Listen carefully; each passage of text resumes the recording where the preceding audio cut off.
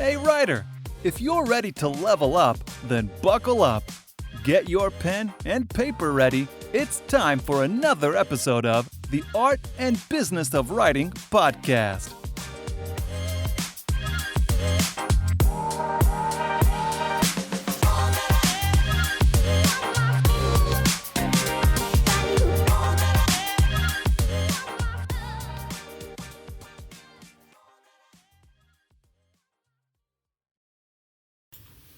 Hey guys, welcome back to another edition of the Art and Business of Writing podcast. I am your host, Chris Jones, and today I want to talk to you about a subject that it's kind of mainstream over the last couple of years, but I think for writers, it's a way of life if you can embrace it, and it's minimalism. My first foray into minimalism started when I read Walden many years ago. It swept me into Henry David Thoreau's off-the-grid living and his minimalist ideology. Next came Tim Ferriss in the 48-Hour Workweek when he quoted William of Occam, who said, "It is vain to do with more what can be done with fewer." Then I read The Life-Changing Magic of Tidying Up back in 2017 on a whim. I knew nothing about Marie Kondo or what she did. I had the book in my Audible account somehow and I listened to it. Then all the pieces came together this year when I read Atomic Habits by James Clear. When he talked about how environment was the one key to ensuring successful habits stick, it all fell into place. That's when I looked at all the stuff on my desk and in my desk, on my computer and in my phone, and wondered if these things were, as David Allen says in his book Getting Things Done, taking up precious psychic RAM by getting free space in my mental hard drive, my brain that is. Since doing these 8 things I'm about to mention to you, I have felt my energy go up, my drive and focus increase, and my productivity heighten, my ability to start and finish tasks more rapidly improve, and that's only been since January. So let's dive in. Deleted unnecessary software. That's what I did first. I opened my storage settings on my MacBook, and one by one, I got rid of all the software I was no longer using, even if I paid for it. One that comes to mind that we all use as writers is Office 365. If left unchecked, it can hog gobs of RAM and take up space in your computer. I deleted everything but Word. I use that almost daily, but I reason that I can always download Apple Keynote if I need to make presentations, since I like that much better than I do PowerPoint. And as for Excel, I can always use Google Sheets when I need to open an occasional spreadsheet. I use Airtable for that type of work anyway, as I feel like it's a better database. So getting rid of those things because I don't need them anymore saves space, but also, again, just clears out things that I'm not using and that don't serve a purpose in my life anymore or my work. Number 2, organized, optimized, and decluttered digital files. The next thing I did was I worked on my filing system and decided to one by one restructure each folder, labeling the contents by type and function. As tedious as it was and as much time as it took, it's the one thing that's had the biggest source of joy and impact that I've done so far. Here's an example of what I did.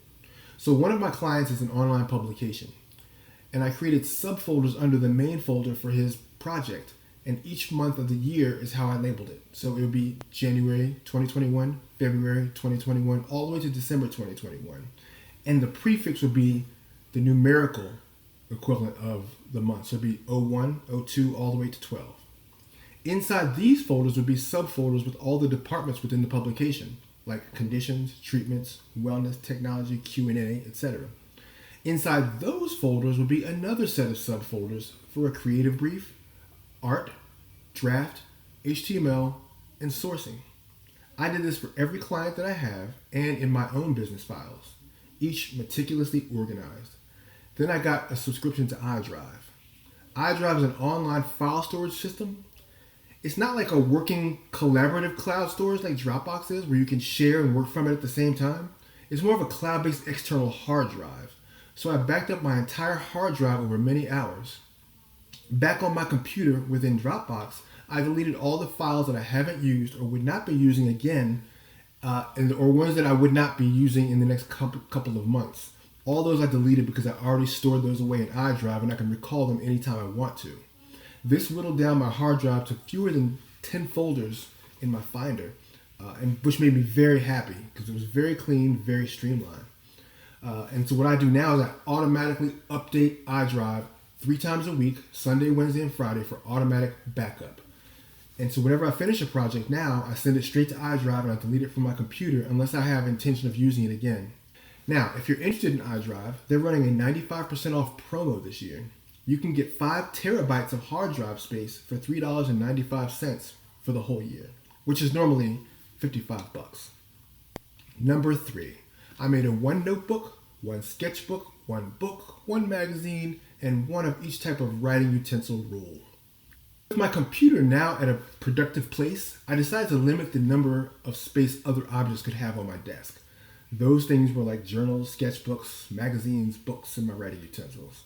This was a hard one because I can justify having multiple journals, lots of pens, books I'm quote-unquote reading or gleaning things from.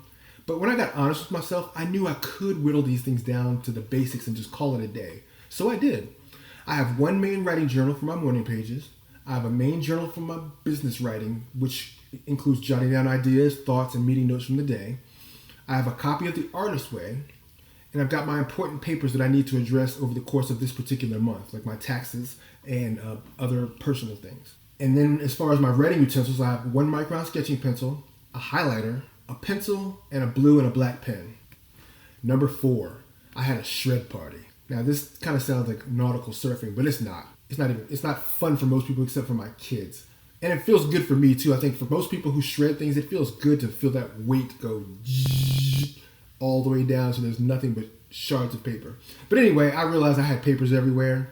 And so what I did was I got my camera, my iPhone camera, and I shot all the important stuff into Evernote.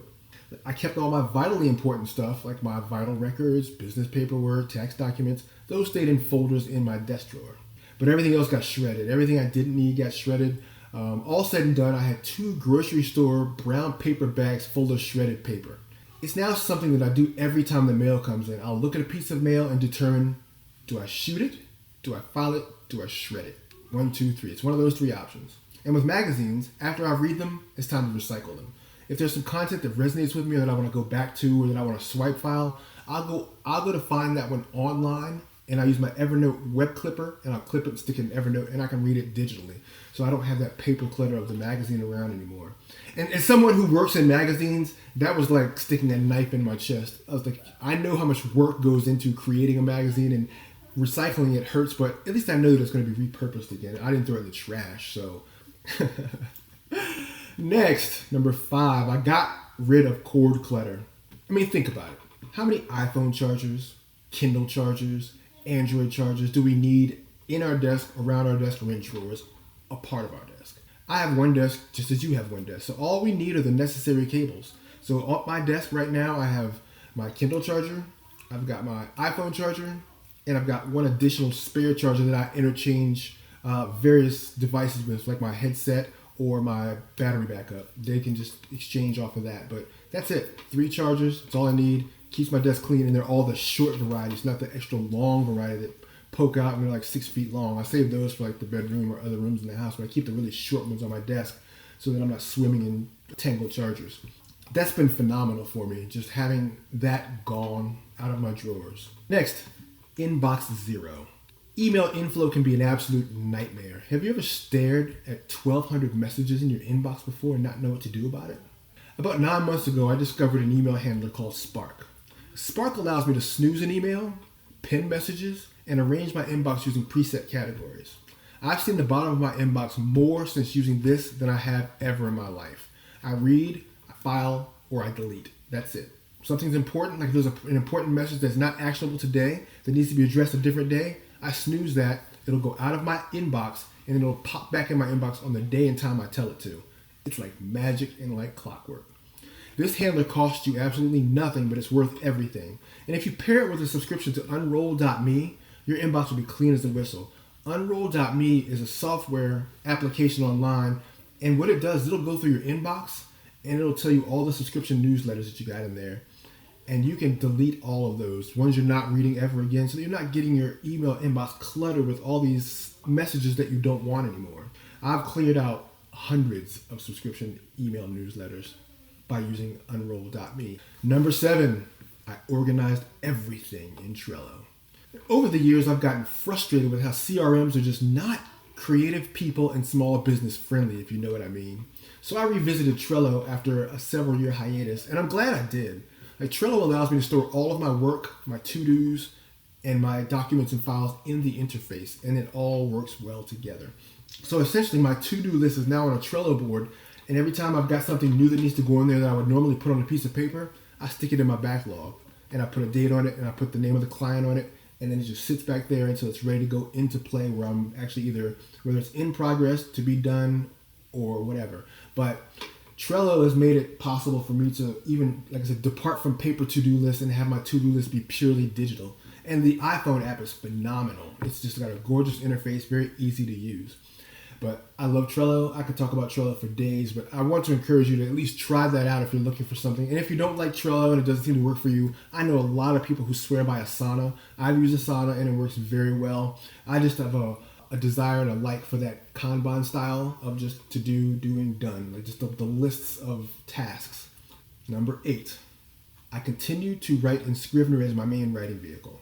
I know a lot of writers who write in Word as their main writing vehicle, Google Docs as their main writing vehicle. I like Scrivener because Scrivener is built for book production.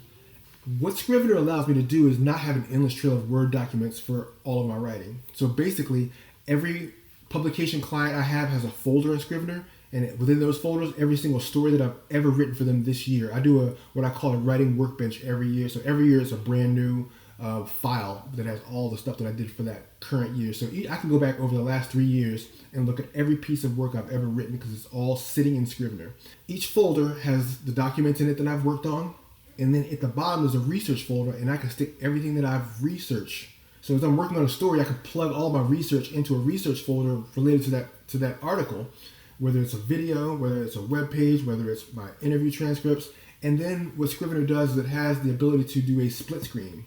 And so on the left-hand side is the document that I'm working on and I'm writing my story. On the right side, that's all my research. So I can be writing my story and looking at my research, copying and pasting quotes in, changing that screen as I need to as I'm going through different transcripts, different source information, different website information.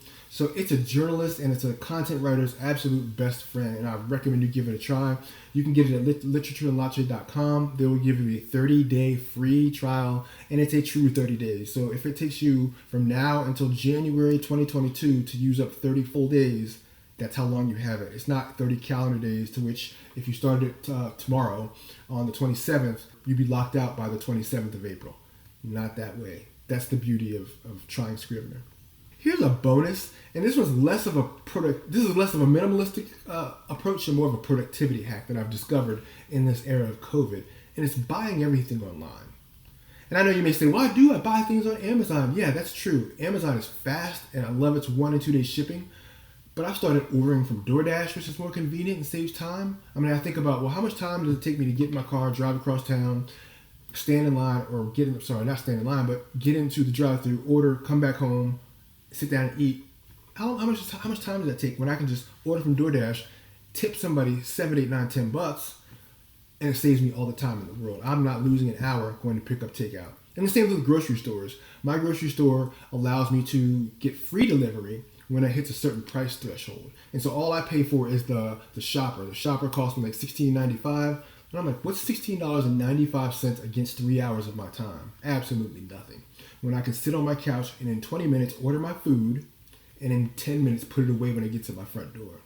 So it leaves me a lot more time to do more writing, a lot more time to do more managing, a lot more time for exercise, more time for family.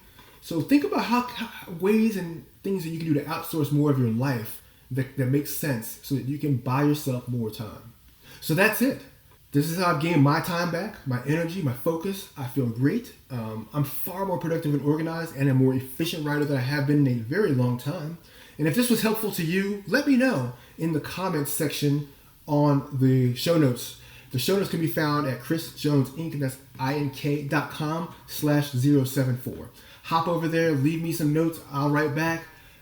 Or you can email me, chris@chrisjonesinc.com, and just tell me some of the things that you have done to become more minimalist and how it has affected your writing and made you better. Or share some productivity hacks that you have with me, and I'll read some of those on a future episode. Until next time, be good, stay productive, and write on. How's that for inspiring? I hope you take action on one thing you learned in today's episode. If you haven't subscribed to the podcast and left a review on iTunes, I want to encourage you to do that too. Finally, be sure to visit chrisjonesinc.com to sign up for updates. Don't worry, I won't spam you. And we'll see you back here next week for another episode.